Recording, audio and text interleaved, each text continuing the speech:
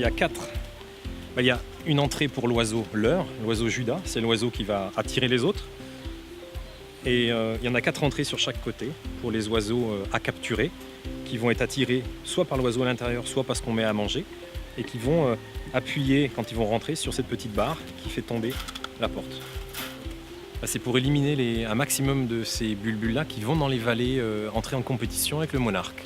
Donc on les capture uniquement dans les vallées concernées pour que le monarque puisse faire sa reproduction facilement.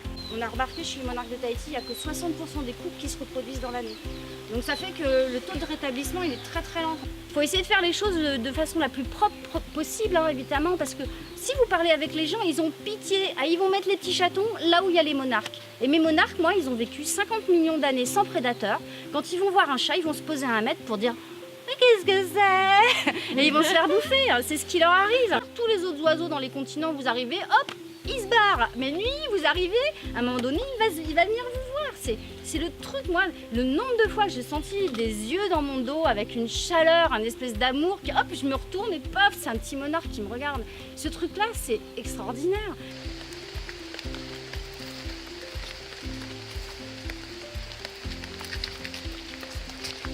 Donc là on est dans la vallée de Papéroué à Paea, Africa 19 et on est en train d'avoir un cours sur tout ce qui est écosystème terrestre et en fait une notion qui est très importante c'est la notion de plantes endémiques, de plantes indigènes et de plantes invasives et en fait là ce qu'on est en train de voir c'est qu'il y a beaucoup d'espèces qui existaient en Polynésie il y a des millions et des millions d'années et qui sont menacées d'extinction parce qu'il y a des espèces qui ont été introduites et qui prennent le dessus en fait, elles leur font concurrence.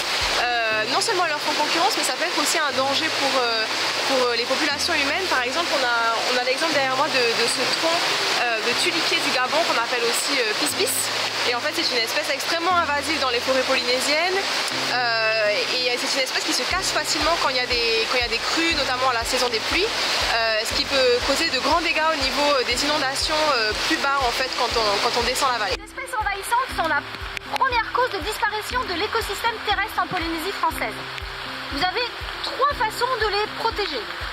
Si les espèces qui sont à l'origine de leur disparition ne sont pas encore là, c'est la biosécurité qui prime.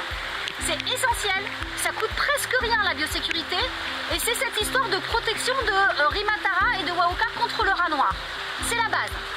Après, si vous avez l'espèce qui est arrivée sur l'île, on va parler du rat noir et du monarque de Tahiti.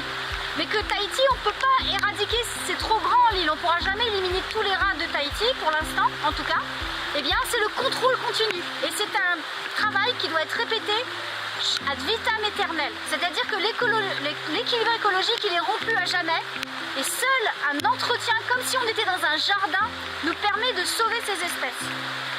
Troisième situation, l'île est petite et là on peut imaginer qu'on va éradiquer. Et si c'est faisable, il faut le faire. Parce que c'est vraiment ce qui marche le mieux. Mais une fois que vous avez éradiqué, n'oubliez pas, il faut retourner à la case biosécurité. Donc ça c'est les 3 actes importants pour sauver le milieu terrestre en Polynésie.